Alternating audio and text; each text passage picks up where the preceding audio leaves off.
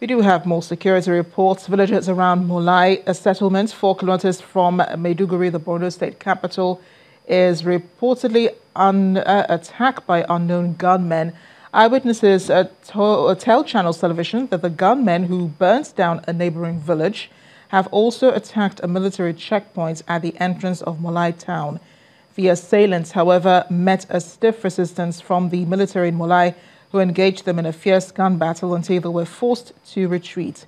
Villagers were thrown into panic, causing many to flee towards Jidari Polo area of the capital.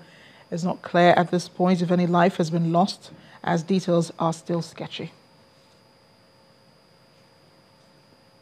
In the meantime, the Nigerian army has been reacting to the attack on Gudumbali in northern Borno state by suspected Boko Haram suspects on Saturday.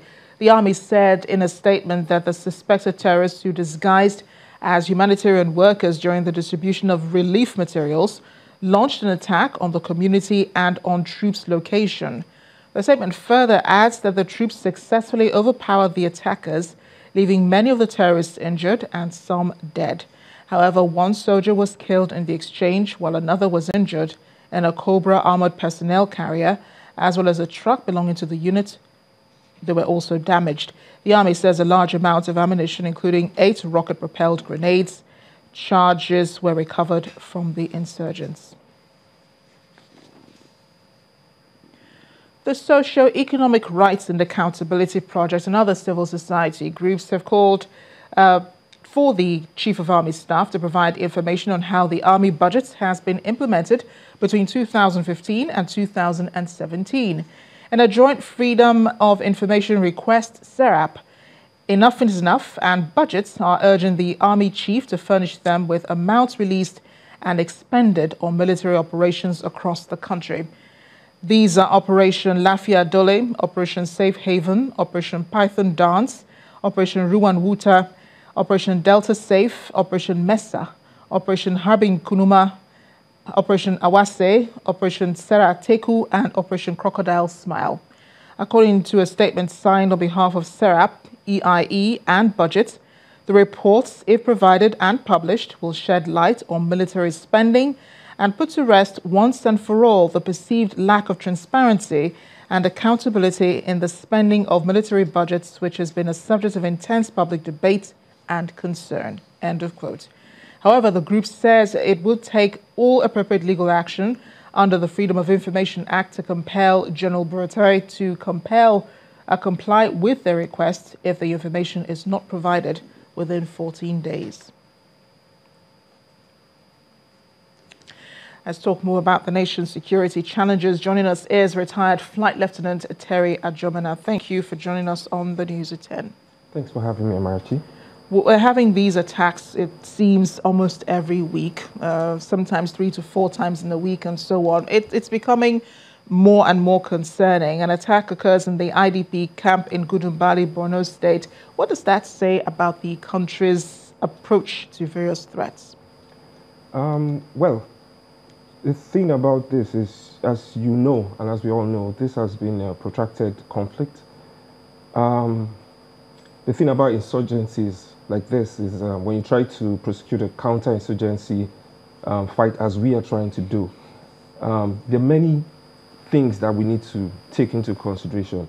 Right now, we have a situation where the military is so far stretched. You're looking at 3 phases of a counter-insurgency: the offensive, the defensive, and then the stabilization. And we have the military doing all of this. Now, definitely it's going to have to take its toll on them. It's clear that a lot has to be done in this regard, but the thing about it is it requires the participation and the support of everybody at this stage.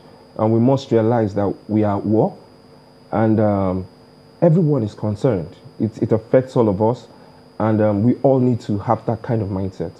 A lot of people don't want to hear that we're at war, but it does appear so. We're at war with the insurgents. I mean, the way these attacks are coming, the latest one, the insurgents were dressed as relief workers and they walked into an IDP camp just as, these relief materials were being given out to the people who need them. What does that then say about the kind of intelligence gathering that we have? If people can easily walk into a camp and dress like relief agents and then, cause havoc. Yeah, in fact, that was the first thing that came to my mind when I heard this news. Clearly, there was some failure in intelligence. Typically, with things like this, there should have been some way of picking up things like this. Again, the complexity of the whole situation is such that even when you have good intelligence, some things are about to fall through the cracks. But definitely a lot of focus and attention has to be paid to our intelligence gathering as it concerns this fight.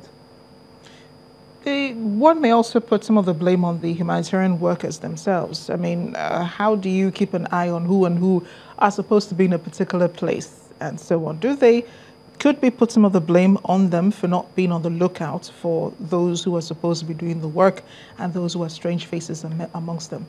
Yeah. Like I said, it's supposed to be a concerted effort. Every person who is within the theater of this fight is supposed to be able to contribute by way of information, by way of support and all of that.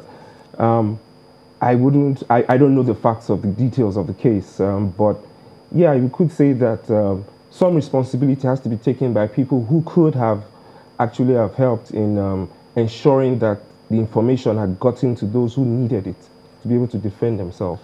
Well, everybody takes responsibility in this, but there are fears about the forthcoming elections, and these areas where these insurgents are attacking, elections will also hold in those areas.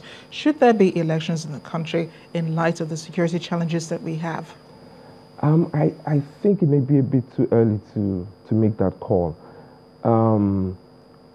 We are currently engaging the insurgents, and there are many other factors that would definitely need to be considered before making such a judgment call. These attacks are coming back to back. There was one yesterday, there was one the day before, and then, just a few minutes ago, I was passed, this information about a village. It's in the same Borno state being under attack. Well, I guess there are people who would be thinking about these issues and be trying to make a judgment call. What would you suggest, perhaps, if you had the opportunity of giving government some advice? What would you suggest? Because you spoke earlier about the military being bombarded in every area. They seem to be overworked. They're protecting, they're defending, they're also stabilizing. What would you suggest at this point?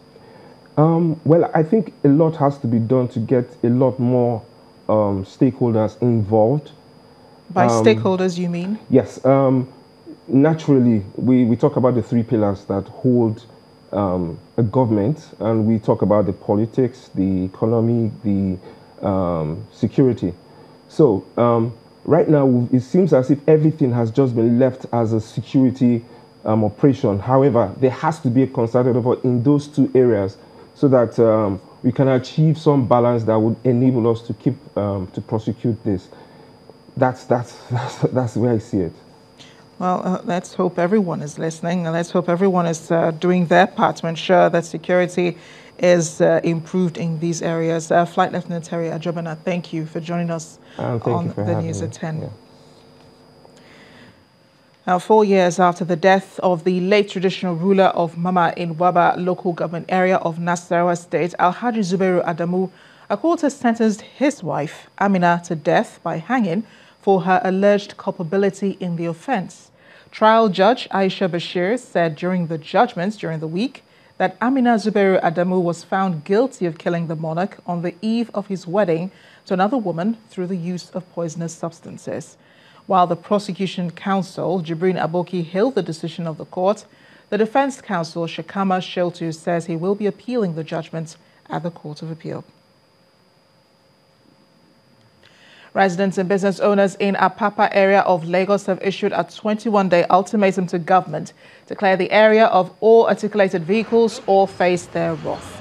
At a news briefing, the aggrieved residents vowed to shut down indefinitely all business activities within Apapa and environs if their demands are not heeded. They decry the untold hardship the articulated vehicles have caused them, which they say they're no longer willing to bear. In view of this predicament, we, the residents and business owners in Apapa and Ajegule, we together with all meaning Lagosians whose lives have been rendered miserable by this traffic situation, hereby give the government a 21 days ultimatum to clear all our bridges and roads of all forms of trucks whatsoever. Enough is enough. The problem recently is due to the inaccessibility. We can't get home, we can't get our kids to school on time, people can't come home safely from work. Anything from 7 p.m., that access, trying to get into Apapa, is totally blocked. You're at the mercy of the dark world. And the operatives are no longer there. Many women have been attacked. I have had my windscreen broken twice. The women behind here, everyone has an experience.